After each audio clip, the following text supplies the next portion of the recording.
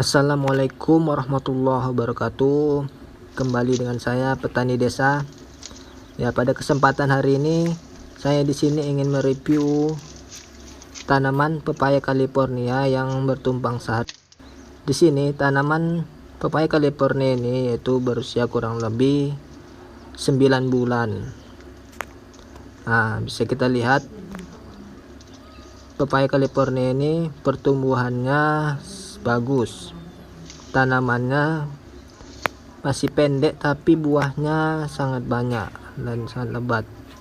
Di sini dalam satu pohon buahnya bisa mencapai kurang lebih 15 sampai 25 buah per pohon.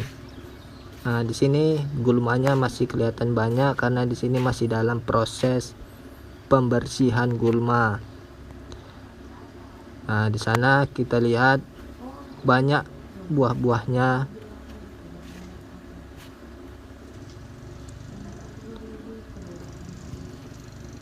Nah, kita ke bawah sedikit. Nah, kita lihat, kita zoom, buahnya sangat banyak.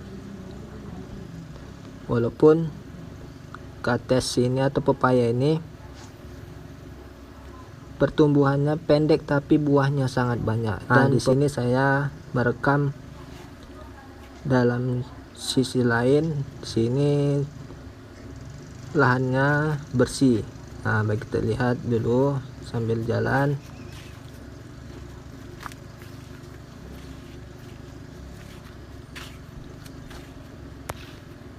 Kita zoom. Buahnya di sini juga sangat banyak.